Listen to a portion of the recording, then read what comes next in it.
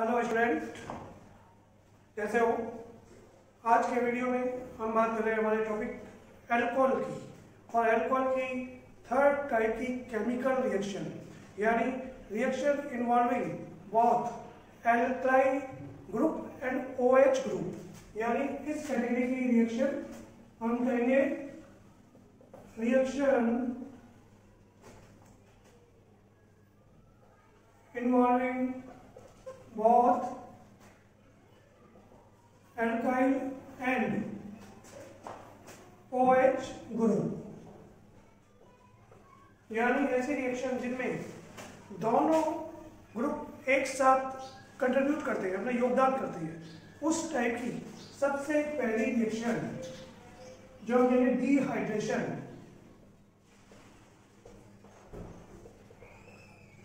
यानी एक तरीके से निर्जलीकरण।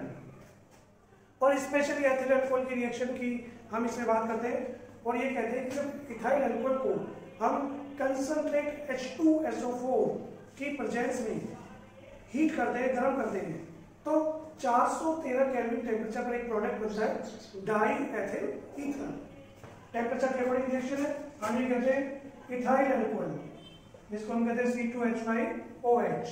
इसके दो ग्रुप, दो मॉलिक्यूल आपस में हमारे लिए काम आएंगे, और हम ये कहते हैं कि कंसंट्रेट H2SO4 इसकी प्रेजेंस में जब इसको टेम्परेचर मिलता है 413 केल्विन टेम्परेचर, तो यहाँ ये कंपाउंड इसमें से वाटर मॉलिक्यूल को एब्जॉर्ब करेगा इस तरह से। जब वाटर निकल गया तो हम कहते हैं ये आपस में अटैच होकर C2H5 और C2H5 बनाएंगे, जिसका नाम है di ethyl ether, die ethyl ether. लेकिन यदि इसमें जो बहुत इंपॉर्टेंट बात यह है कि इस टेम्परेचर को 413 की बजाय 433 से 443 केल्विन कर दिया जाए, यानी इस टेम्परेचर पर यही प्रोडक्ट, यही रिएक्टेंट जब रिएक्ट करता है, यानी इस इथाइल अल्कोहल को ये टेम्परेचर मिल जाता है, तो ध्यान रखना प्रोडक्ट बनता है दूसरा। और वो कौन सा होगा? अब की बार ऐसा होगा कि यहाँ से इस कार्बन से हाइड्रोजन रिमूव होगा, और यहाँ सिग्मा बंध के साथ साथ एक पाई बंध हो प्रिपेयर हो जाएगा, यानी एल्कीन इज फॉर्म्ड। उस कंडीशन पर क्या बनेगी? एल्कीन बनती है, और इसमें क्या बनती है? स्पेशली एथिलीन बनती है। तो ये टेम्परेचर के अकॉर्डिंग ये इसकी डिहाइड्रेशन की रिएक्शन है, इंपॉर्टेंट है। जिस टेम्परेचर का पूछा जाए हमें उसी को शो करना है। यदि इसकी मैकेनिज्म को हम देखें तो थोड़ा सा उसके बारे में बता दूं कि जो सल्फ्यूरिक एसिड है, इसका रोल क्या है? वाटर मॉलिक्यूल को ये कैसे एब्जॉर्ब करता है? तो सबसे पहले हम ये कहते हैं कि डिसोशिएट होता है हाइड्रोजन आयन और हाइड्रोजन सल्फेट आयन। फिर ये हाइड्रोजन सल्फेट आयन के साथ ये जो हाइड्रोजन आयन दे रहा है, ये इथाइल अल्कोहल के साथ रिएक्ट करता है, और रिएक्ट करके प्रोटोनीकृत एक कंपाउंड बनाता है, जिसको हम यूं शो कर सकते हैं। इस फॉर्म में ये आ जाता है। इसके बाद जल्दी ही इसकी ये वाली जो अनस्टेबल फॉर्म है, ये डिसोशिएट हो जाती है और कार्बोनियम आयन में कन्वर्ट हो जाता है, यानी यहां से इसमें से वाटर मॉलिक्यूल हट जाएगा और ये चेंज हो जाएगा इस तरह से कार्बोनियम आयन में। ये कार्बोनियम आयन नेक्स्ट फिर स्टेबिलिटी के लिए हाइड्रोजन आयन को इसमें से रिमूव करता है और स्वयं कन्वर्ट हो जाता है एल्कीन में, जो ये बना हुआ है। और लास्ट हम शो कर सकते हैं कि ये जो हाइड्रोजन आयन है, ये हाइड्रोजन सल्फेट आयन से फिर रिएक्ट करके वापस क्या दे देता है? सल्फ्यूरिक एसिड H2SO4 बना देता है। तो इसका मतलब कुल मिलाकर इसमें जो सल्फ्यूरिक एसिड है, इससे एक वर्क किया, कैटेलिक का वर्क किया, यानी उत्प्रेरक का ये कार्य करता है, जो इसकी मैकेनिज्म में हमने शो कर दिया, इसकी क्रियाविधि में शो कर दिया। कि किस तरह से ये एल्कीन को प्रिपेयर करेगा। पहले हाइड्रोजन रिमूव करा, प्रोटोन का कंपाउंड बनाया, फिर कार्बोनियम आयन बनाया, उसके बाद ये स्टेबल एथिलीन में चेंज हो गया। Okay, clear. इसके बाद इसी में हम सेकंड रिएक्शन बात करते हैं, डिहाइड्रोजनेशन।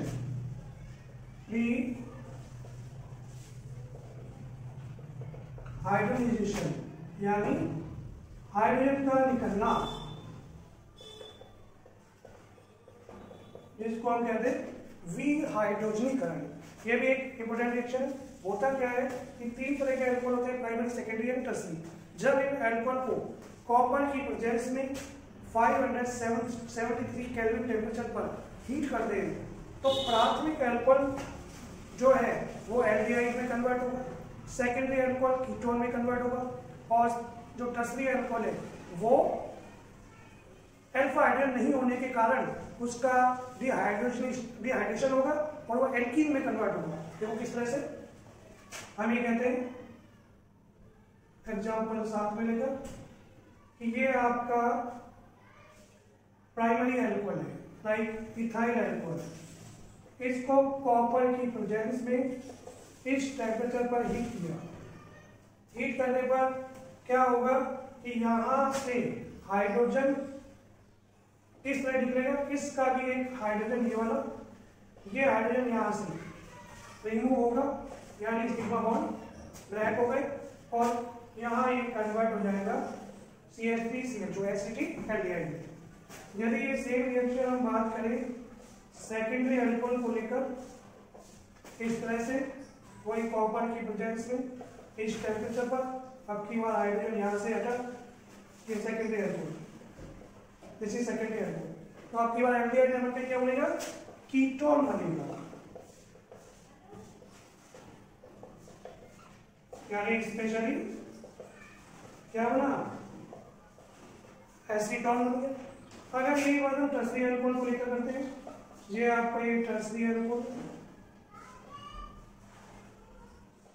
अब आप वही हीट प्रोवाइड कर रहे हैं, लेकिन ये देख रहे हैं कि यहाँ पर तो इसमें इस कार्बन पर हाइड्रोजन नहीं है, तो इसमें से हाइड्रोजन रिमूव नहीं होगी मॉलिक्यूल के रूप में, तो क्या होगा कि किसी भी एक नियरेस्ट कार्बन से H हटेगा और ये पूरा OH यहाँ से हटेगा, तो ये इस तरह का एक कंपाउंड बनाएगा, यानी एल्कीन बनाएगा। तो ये इंपॉर्टेंट इसलिए भी रिएक्शन है क्योंकि इसमें अलग अलग प्रोडक्ट बनते हैं, इसलिए जब भी हमें प्राइमरी, सेकेंडरी और टर्सरी अल्कोहल में विभेद करना है, डिस्टिंग्विश करना है, तो हम इस रिएक्शन का यूज करते हैं, क्योंकि प्राइमरी एल्डिहाइड बनाता है, सेकेंडरी कीटोन बनाता है और टर्सरी क्या बनाती है, एल्कीन बनाती है। इंपॉर्टेंट रिएक्शन, तो ये है आपका विहाइड्रोजनीकरण। ओके, इसके बाद इसी में फिर हम बात करते हैं ऑक्सीडेशन, इसी की थर्ड रिएक्शन, ये भी इंपॉर्टेंट है,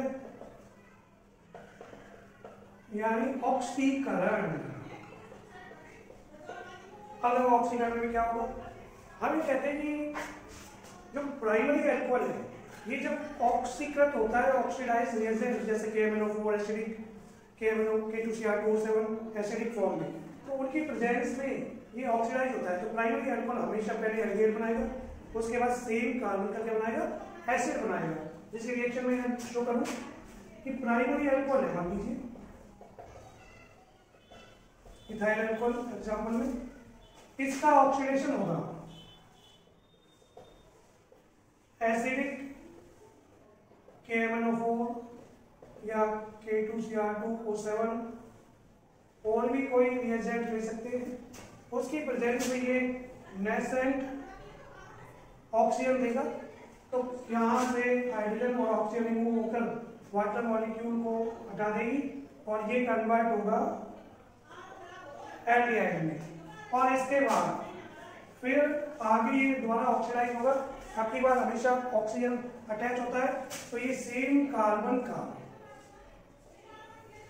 कार्बोक्सिलिक अम्ल बनेगा,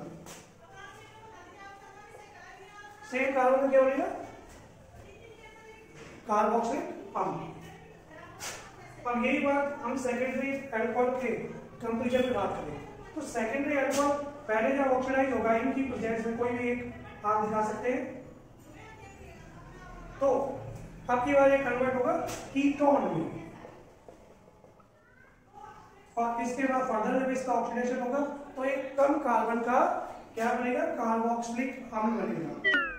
उसके बाद ये अदर प्रोडक्ट निकल जाते हैं CO2 और H2O की फॉर्म में, इसको बैलेंस कर दिया जाएगा।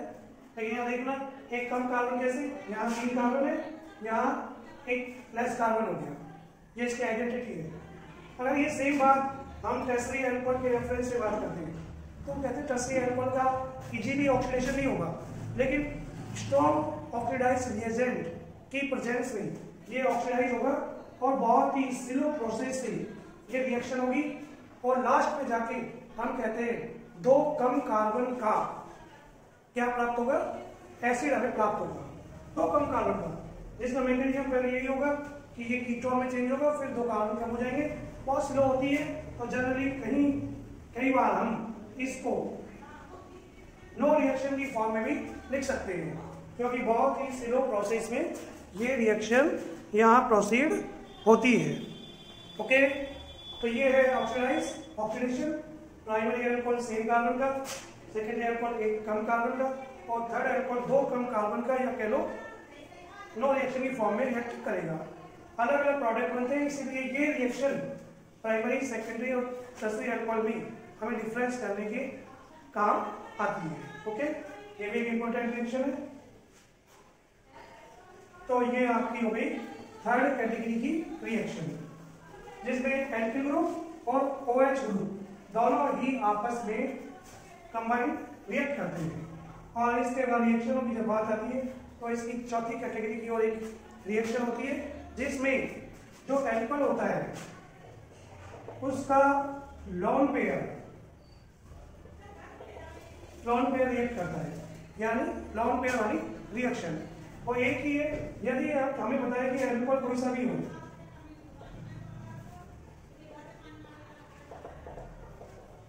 ये अल्कोहल है, जब इसका एसिड के साथ हम रिएक्ट कराते जैसे ही तो ये लोन पेयर को डोनेट करके इस प्रोटॉन के साथ अटैच हो जाता है, तो हम कहते हैं ऑक्सोनियम साल्ट बनते हैं। जैसे इसके साथ जब ये रिएक्ट करेगा तो हम ऐसे इसको शो कर ही सकते हैं।